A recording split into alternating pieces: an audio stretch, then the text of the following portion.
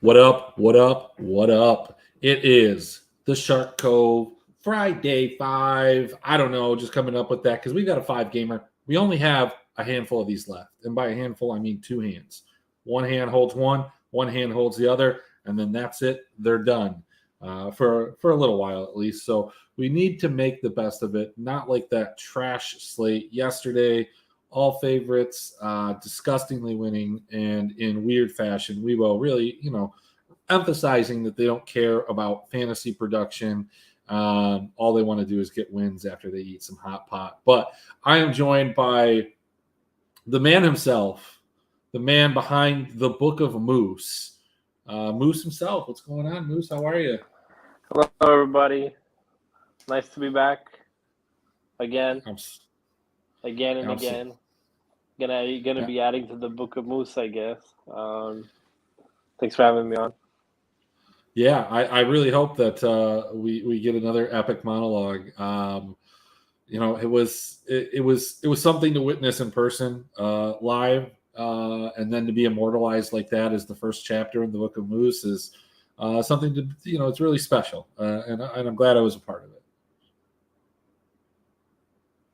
Yeah, and I really thought it was going to be an interesting slate, and it became a really boring slate. Really made me question what the hell I was doing playing the lineups I was playing. But when a double support lineup almost wins the slate, you really have to kind of attribute it to the outcomes of that, and we just move forward and look forward to some better games today. Yeah, it was pretty crazy. So I have a kind of like a strategy in terms of like the $5, the $10, the 15, and the 333. I always build the $5 first. It's the most lineups that I put in, and I usually lock in one team and then I just go from there. So yesterday I locked in Top Esports. The first 5 or 6 lineups that I built were all support captains. For a long period, I was in second place. I didn't build Mark support captains. I built all Kiera support captains. And I didn't put them in other contests. So for a good portion of the slate, I was pretty upset. I did wake up at like 4:45, I think, and I checked my phone. I wanted to see what the score was of the T1 first game. Did they get a lot of kills? Did they smurf? What did they do? And much to my surprise, they lost. Needless to say, I figured that they would probably stomp the next 2 games, but I was a tad bit worried. That T1 was going to lose to a sandbox team that they had no business losing to. Yeah, that was almost like it had to happen. Like Gelati tweeted something like completely shocked, and that kind of really, really made me want to check. And then once I checked it, I was like, oh man, this is actually going to happen. And if it did happen, it would have been a night crusher for me because I didn't play any sandbox yesterday. I was mostly on KT and stuff like that. It looks like LGD just cashed their chips in, so they weren't really interested in it. But it would have, I think had KT won game 3, it would have been like a top KT stack that would have won. But I didn't have that, so. Yeah, I don't think that if Sandbox had won, it would have really changed a lot of things in most contests. They were owned under 1% in almost every single contest. Certainly the people that had them would have been in a good position, specifically with the way the Top Esports played, because you probably were primarily stacking them with Top if you were playing them. But look, on to today's slate. Today's slate is a little bit different, but some of the same. We've got 5 games, which I think we've been completely spoiled by. Like, I just hate the 4 gamers at this point. I almost don't want to play them, just the same way that I felt about 2 gamers for a long time. 5 gamers are just so much better. They offer so many more options, and let's take a look at this one. So to kick us off, we have 2 games from the LCK. We have the first one, which is interesting for a lot of reasons, not because it's one that anybody wants to stay up or wake up to watch. I may not. We've got Nongshim Red Force playing HLE, 2 bottom-of-the-barrel teams for different reasons. Nongshim, at least we believe that, part of the reason that this team has been so bad is because of just rampant COVID, weird timings on it, substitutes playing, and overall just a team that never had an opportunity to gel. On the other side of things, HLE is only a plus 135 dog. Sam D has come to play at times this year, but other times he's been who I said he is, which is nobody good. But I think this was the famous, or is a rematch of the famous opening series between the two of them, where HLE did drop the first game, smashed the next two, epically long games. I don't have this projected for a lot. I'm not, super high on it, outside of the fact that Canna is the second highest projected top laner for me. What do you think about this game here? Yeah, I really don't know how to read this game because this could be a spot where I think either of these teams kind of does what they need to do, but do they become optimal in the spot? And is there too much juice on the slate for us to really look in this direction? And the answer is probably no. I mean, I just don't see a point where I'm playing for Nongshim or even a small Nongshim stack because I just have no. I really don't know what Peter or Ghost or BDD are gonna do. I feel like the only player you can really play is Canna as like a one-off if they win. HLE, on the other hand, I feel like can do some damage, but you actually need them to win. And where are you gonna fit, dogs today other than like the $5 or the $15? Where we have a T-Dub that's only 3 entries. It just doesn't feel like this game is one that we should really even be talking about. I feel like this is probably going to be a spot where a lot of people cross it off and just move on to the juicier matches. Well, and for that reason, and that reason alone, it might be something that you do actually want to consider. A lot of times you get, look, both of these teams, if they manage to 2-0 or have some type of bloody series where either one of them isn't able to kind of close it out, I think that you could get some really decent secondary stack fantasy numbers. One of the things that I like about Nongshim, at least from their projection standpoint, because there isn't a lot to like about this team, is that you can almost go any player in this pool and reasonably project a decent secondary score. Is this a 4 stack that you want? Most oftentimes, no. But a secondary stack, you don't have to say with HLE, for example, you almost absolutely need Karis and Sam D. It makes a ton of sense. But if you find some combinations that you like on other teams with other players, whether it be a mid or an ADC captain, you could certainly do that. You don't need to play BDD. You don't need to play Ghost. You don't need to play Dread. I mean, you don't need to play any of them, quite frankly. But if you did want to and they found their way into the lineup, I don't think you have to kind of split hairs and figure out which one's going to have the best kill share or go from there.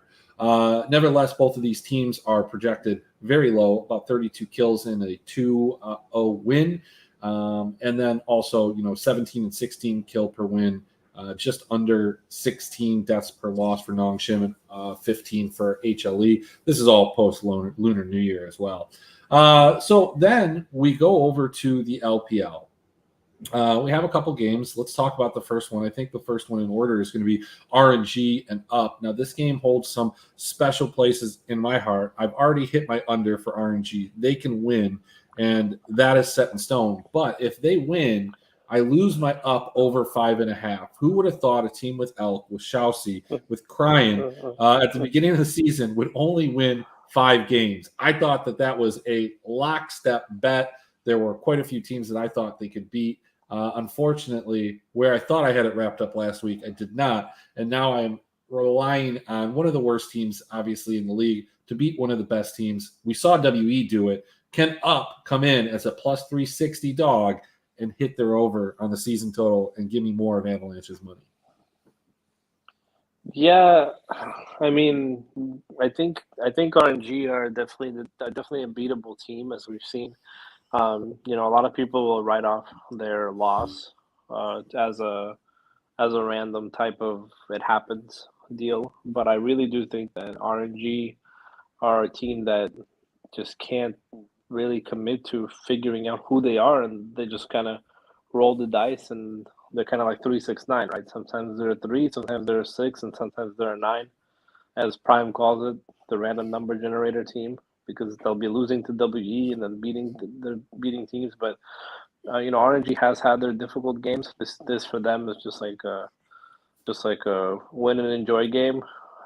I love RNG in this spot, but I'm sure everybody else will as well. They're heavily priced, give up a ton of points, and there's a high chance that one of these teams is optimal if they win.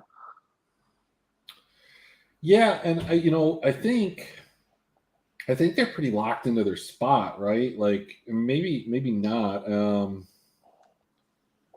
Let me take. I don't know. The LPL is like so messed up with their ridiculous seating, and then they have like a weird tournament where they have like play-in tournaments, right? Well, they have to play OMG still. That's the other game that they have to play.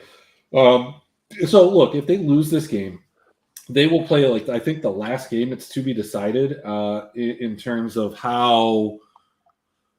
Man, and I hope they play that game because it'll really screw a lot of things up for me. But yeah, look, so I think they're locked into their spot. I don't think that they can get much better than where they are.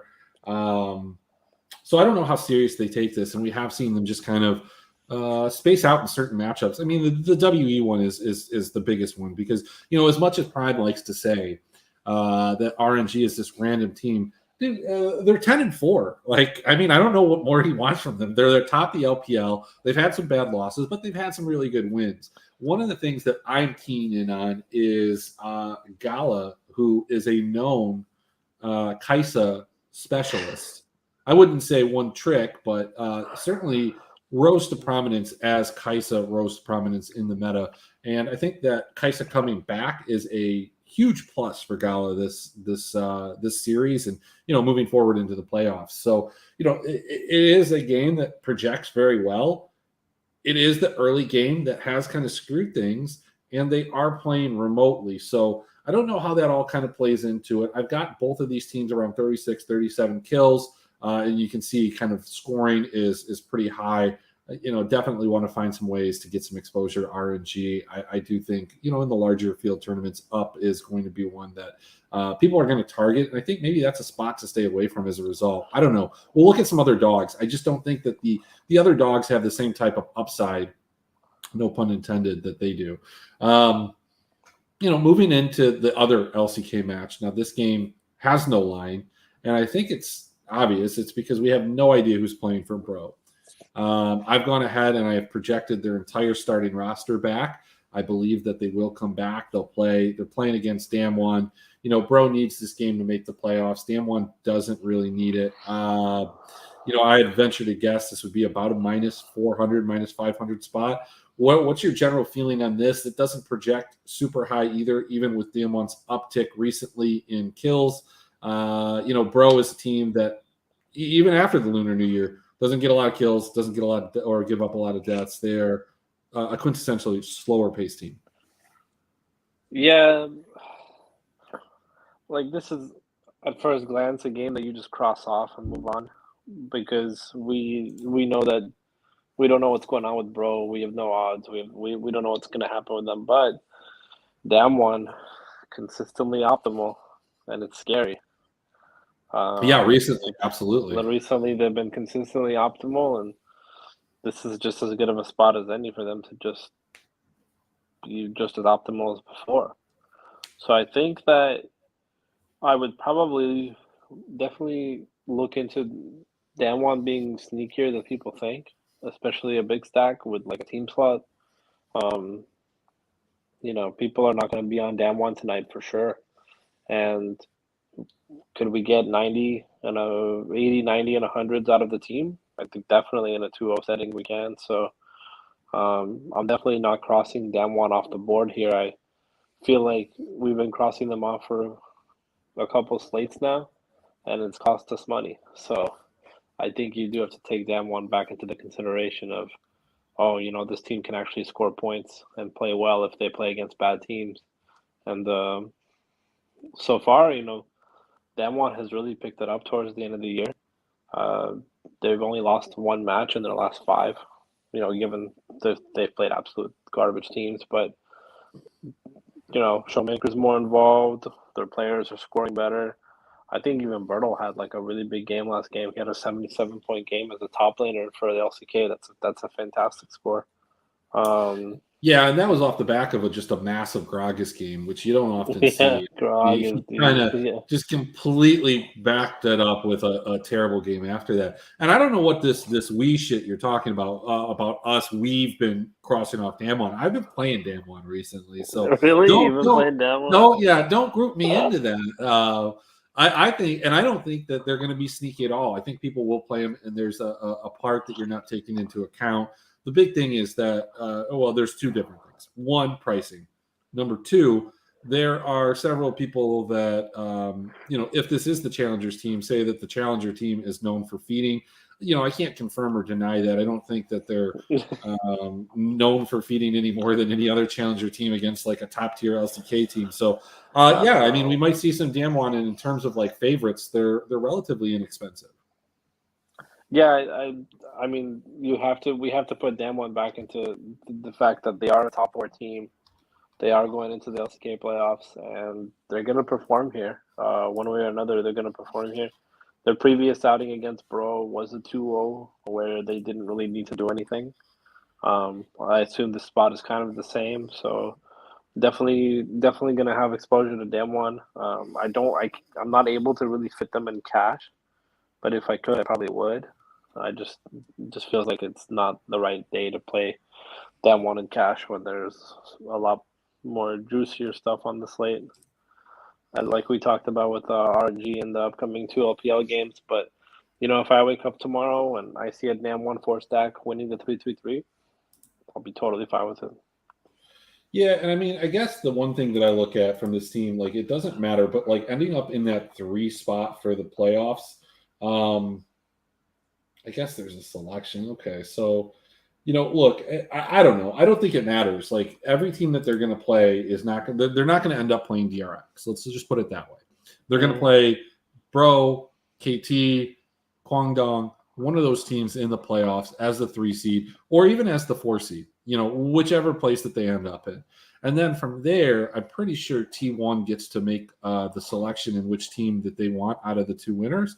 So, I don't know, like if you're Damwon, do you feel like you want to play T1? Do you feel like you want to play Gen G? You probably want to play Gen G, but it's not going to be up to you. T1's going to make that decision.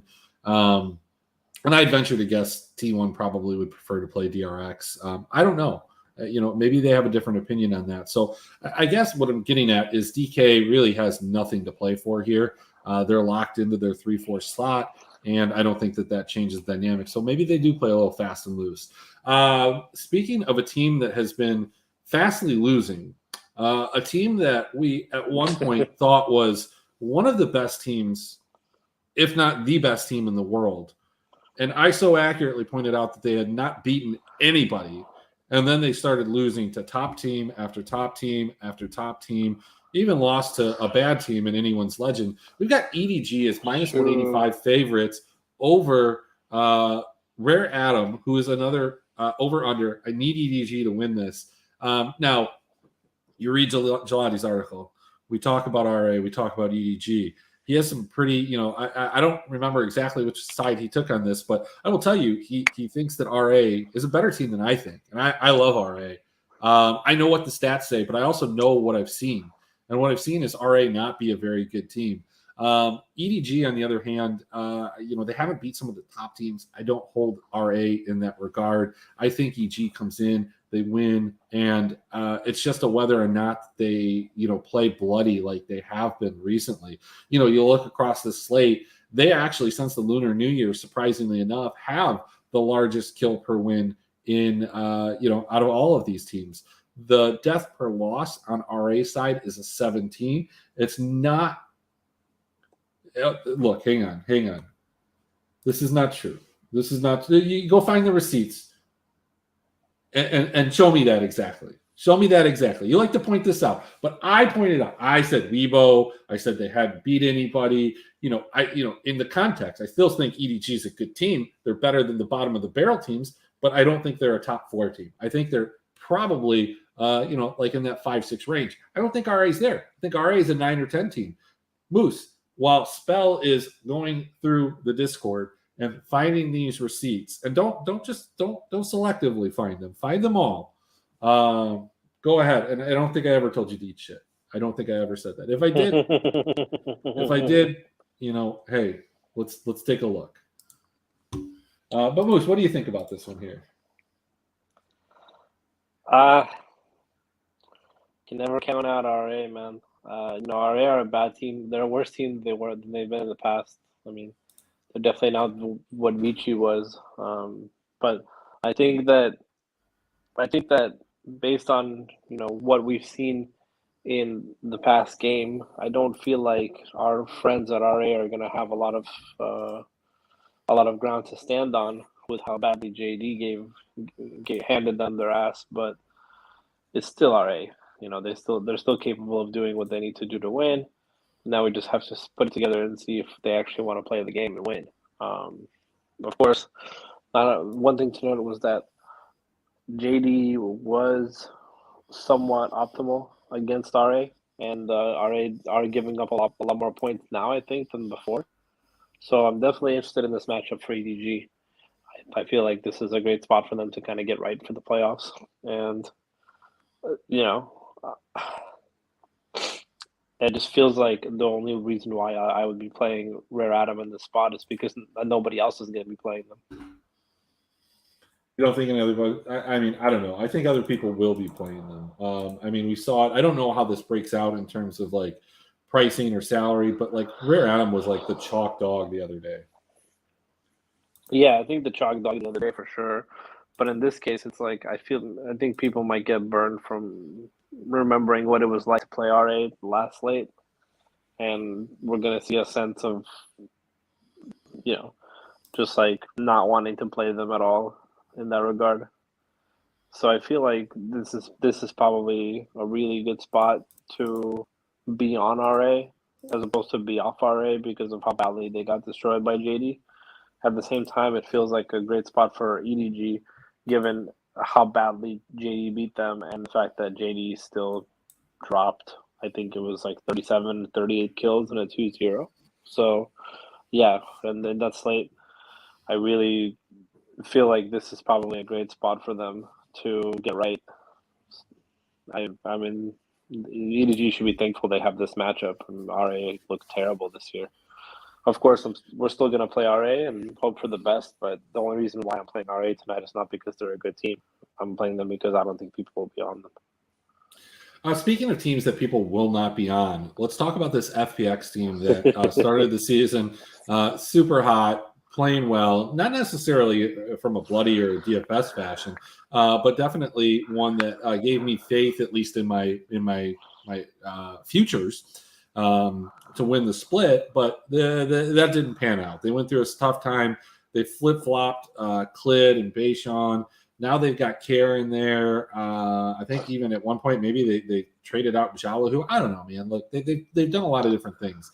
V5 is really a quintessential team, and I don't know why I keep using that term or word, but I do.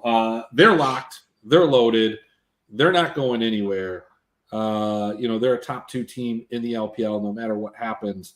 You think that they come out and troll, and does FPX have a chance to take advantage of that? This is a pretty important game for them. No, I really feel like we're probably not going to see much trollage from our friends at V5. They're bringing Karsa back in the lineup for a reason, and I feel like if they had wanted to just troll, they would have let Zhao Bao just play out the season.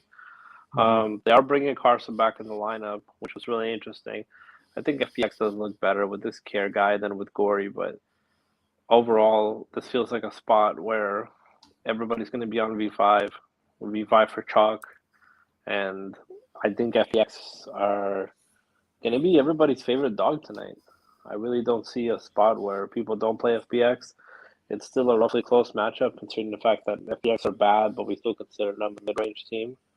So in that regard, I'm perfectly fine with FPX, and I think that they're totally playable. Yeah, I'm trying to figure something out here. So FPX has this one last game, right? Is this the only other game that they have? Oh, no, okay. So they still have to play possibly. Okay, so they didn't. put that in. Okay, so FPX has 2 more games that they have to play. They have to make up that OMG game, I guess. Or that didn't get played, right? Okay, so they've got a couple game didn't get played. They got a couple games left after this. Yeah, so they've got 2 games. They're 7-7 right now. They're sitting in 10th spot. OMG 6-7. Rare Atom is 8-7. This is their last game, and then Billy plays tomorrow against LGD, which you can kind of lock in. So let's say Billy gets to 8-8. Look, they're gonna know. They're gonna know by the time that they play this game whether or not Rare Atom is there. But they're in that spot. They might actually end up playing OMG for the final playoff spot. Regardless of the results of this. I don't know. I just think that this game ends up being a little faster, looser. I'm not thinking that this is going to be like an LCS roll swap type of situation. But I do think FPX is probably, outside of the HLE Nongshim game, probably a spot that I want to attack. I think people are going to play RNG. They're going to play up. They're going to play EDG. They're going to play RA. These are the 3 teams that aren't there. You see, I almost did it. I almost went to the Book of Moose there and said, look, you know what people are going to do? They're going to be on EDG. They're going to be on RA. They're going to play Damwon. They're going to probably play some up, some RNG, and some Victory 5. You know what people are doing. Let's go ahead and let's get to the part of the show where we're looking at cash lineups. Have you done your cash lineup yet? Yes? No? Yes, I have. Just a thing to note is I really feel like, based on what cash is looking like tonight, I feel like a lot of the teams are really expensive. And it's probably more than fitting to say that it's going to be a good spot to play V5. And I think that most people are just going to be playing V5. All right, well, let's take a look at how V5 stacks up with the favorites. If we are playing them with Nongshim, we get a rookie captain that's pretty attractive. We got a 540 score there. Let's just take it to the ceiling. Let's see what we can do with ceilings. We're at 6'11", still rookie captain. So it seems like you could do a lot of things there. Now, if we go take it with Damwon, we get a 587 Karsa captain, not as attractive, definitely feels a lot safer. And if we somehow get news that this Brion team is going to be the Challengers team, I definitely think some of these projections bump up just slightly. Against with EDG, which would be a spot that I would like. You get a rookie captain, and I'm not going to lie, this looks sexy as hell. 622 rookie captain, you get to play scout. Man, that's a spot I want to play. If I was playing cash, which I'm not, that might be my lineup. If we go over to RNG, we get a PP God captain, 594 though, good score. I mean, if you feel like both of these games, as I kind of told you before, were going to be the bloodiest ones, and certainly that chance is there. If all the favorites win, I still don't know if that necessarily works out. We saw it yesterday. It looked like the support captain was going to happen, but cooler heads prevailed. Jungle captain was able to outscore them, with the help of a 1-off or a 2-off or whatever the case is. So if we're not doing Victory 5 EDG, let's take a look at EDG and Damwon.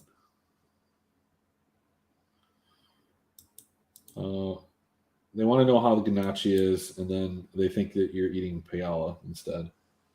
Paella? Yeah, whatever. Paella is really good, but I try to avoid it because it's got 8,000 carbs in it. It's a really carby dish, guys. You don't want to eat too much paella in your life. Eating paella is it's like playing Damwon in cash. Just wrong.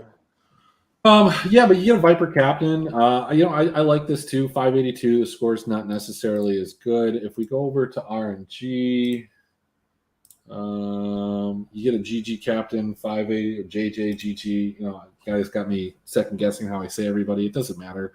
I don't think that this is a terrible lineup either. You're looking at 583. Definitely not the same score. If we go to Nongshim, you're looking at Viper captain, 590. That's pretty attractive too. Again, Canna is a spot that I like to attack on this slate. I think he's pretty good. Let's see. If we go to RNG with Nongshim, Get a can of captain. Not digging that one. RNG and Dam 1. Ming captain, probably not the spot Yeah, specifically with the price. Dam 1's too pricey. The question is, if you're playing Dam 1, and you're stacking them, are you playing like Duckdom and Showmaker, or are you trying to get like Kellen and stuff with Duckdom? Yeah. Well, so look, from a cash perspective, I think the lineup that I like the most is going to be kind of this one right here. There are a couple other ones that were pretty close that I don't hate, but this rookie captain with Scout, I think Scout outscores Viper more often than not. So you get Karsa in there.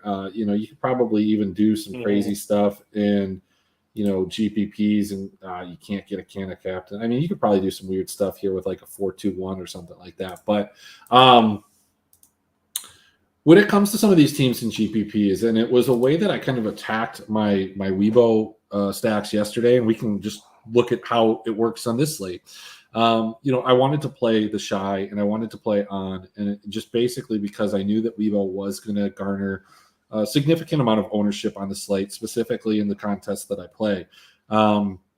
I do want to get unique, but still not lose some of that optimal nature. And I thought that, they projected similarly. So, when you look at RNG, you look at this team, I don't think people want to play Wei. I don't think people want to play Bin, and they don't want to play Min. They just want to play Gala and Zhao, and then they're going to fit it in from there. I don't necessarily know at this point if there's a specific player that you can, get an advantage playing on this team. For a while it was Bin, but he's had some good games. Would you agree?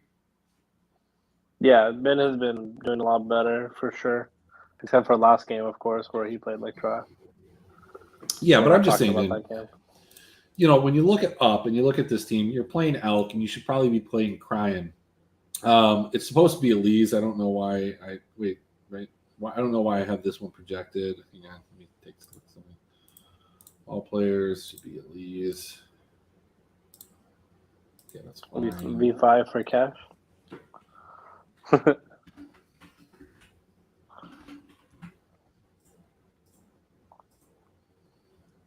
understand how that got transferred into there, but that's probably because I'm an idiot. All right. Cool. I think that, Elise is the player on this team that I don't think most people will click with their combos, and he's a guy that I would play in small stacks and in large stacks. There's some inherent risk to him getting subbed out. I don't think that it's that real, but I think people believe it, and so that's where I would go there. Would you agree that he's probably the last guy that you initially, if you're going through really quick, want to click? Yeah, I would probably avoid Shousey. I feel like he's been having a really off year, or Hacker. But I feel like when I watch Alias play and he wins, he plays a pretty good Jace, dude. I'd probably include him. No, I mean, I want to include him. I'm talking about what people actually are, what other people are thinking. Who's going to have the lowest ownership on these stacks out of these plays? Hacker and Elites for sure. Everybody's just going to want to stack Elk. Yeah, they're going to stack Elk, and so they're going to play Shousey with Elk, unless they're doing like an Elk one-off, which is something that we've seen quite frequently, and I don't think that you do it on a 5-game slate. But Elise also plays Kennen, and he plays Kennen really well. So if he gets a Kennen game, that typically gives you some pretty fantastic kill participation. When it comes to HLE, I can't help you. It doesn't matter. Play whoever you want on that team. Nongshim, kind of the same situation. All of these guys are equally ugly. EDG, yeah, if you're playing Nongshim, you do the Dread or Canna with Ghost, and you hope that Ghost scores like 100. When you're playing EDG, do you think people are going to play Scout or Viper more? Have people caught on that Scout scores more than Viper on a regular basis, or regular enough? No, I still think we're going to see Viper. Yeah, I mean, I agree. I do like Scout, and that was kind of the whole point between the rookie and Foddick, I guess. When you look at those two guys, I think that rookie, we've seen him not outscore as frequently, but I think it's still within the wheelhouse for him to do. I prioritize the big three here. Obviously, if you play Rich, you're just you're being different from the start. He's had some good games. I don't think he's somebody that you auto disclude from your stack. He's obviously not the optimal form man. Karsa, PP God, Rookie, and Fodek are the optimal ones, but Rich is there for salary relief, and he's there for the leverages, right? Yeah, I mean, I don't mind Rich. I feel like he does have some 70-point games, so I'm really not opposed to Rich. That game is really interesting to me because I'm trying to figure out whether or not FPX can score. And because if we look at FPX this year, like, have they really had big games other than that like OG game where they dropped 30? Do you have your sheet of knowledge, sir? It's not fully updated with all of that, but let's just take a look at Yeah, they their are fantasy. capable.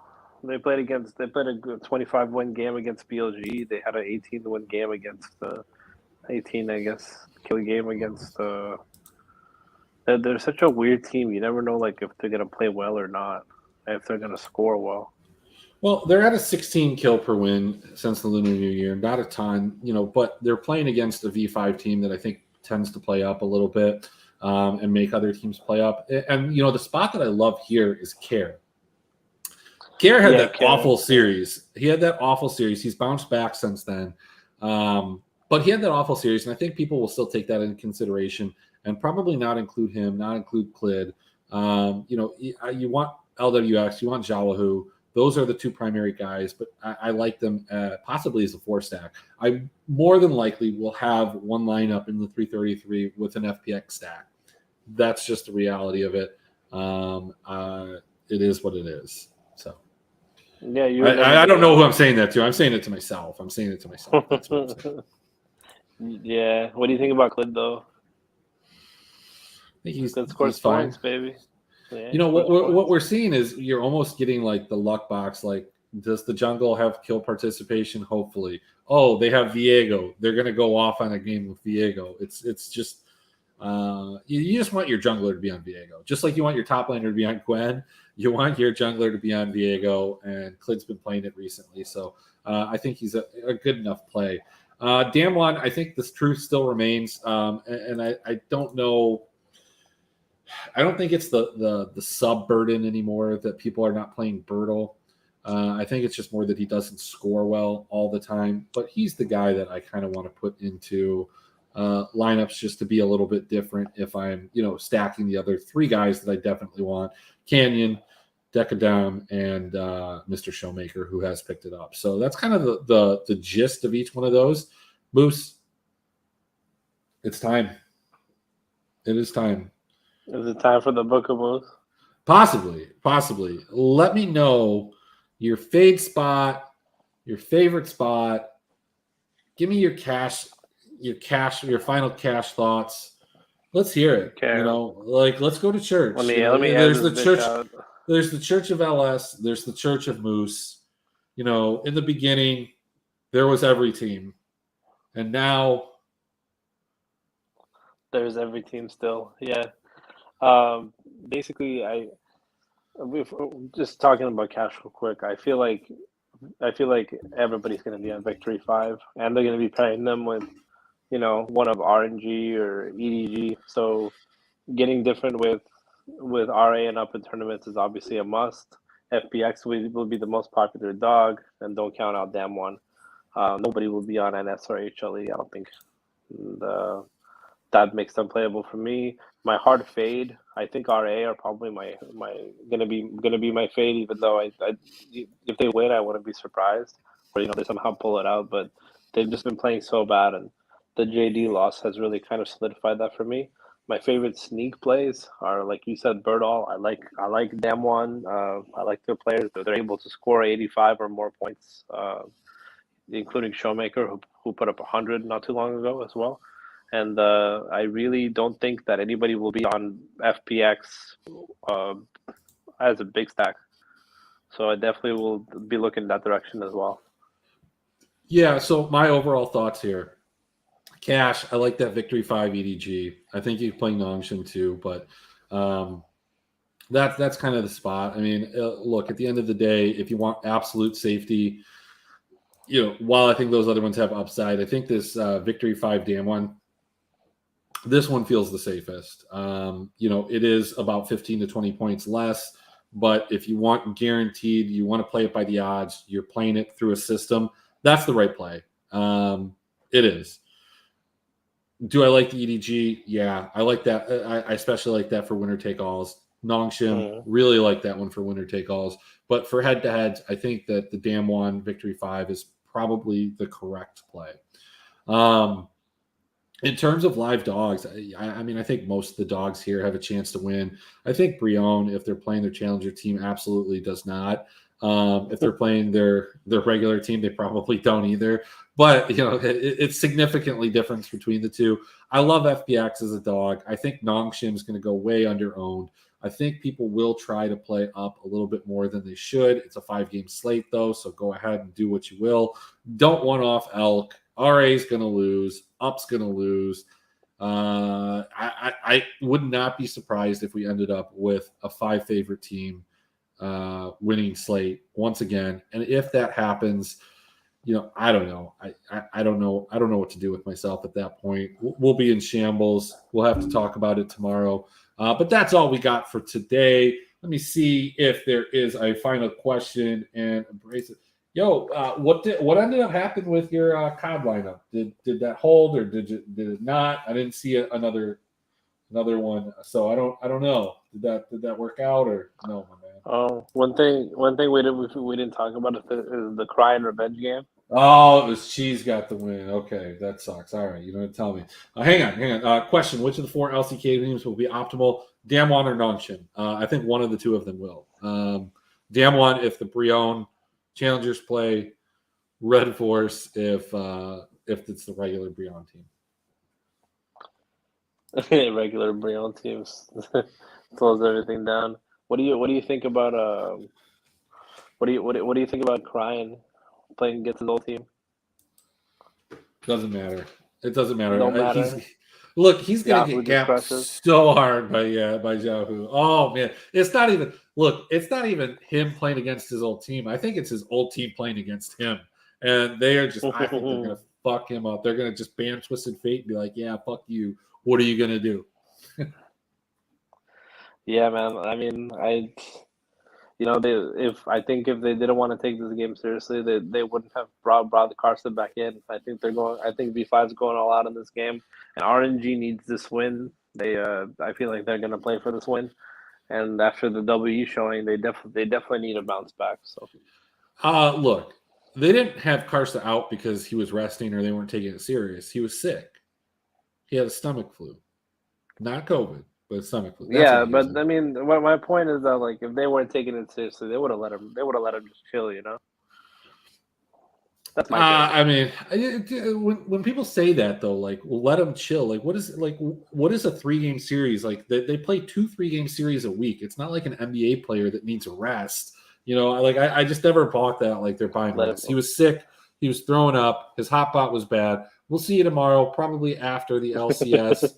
I don't know if Moose will be back. He's never on Saturdays, but if he is, he's welcome.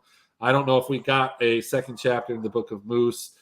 Maybe it'll happen tomorrow. You don't want to miss it. You want to be there live. So when it's encapsulated in eternity and immortalized on YouTube, you can say that I was there. I saw the Book of Moose, Chapter 2. You can be one of the apostles. And from there, I bid you all a good night.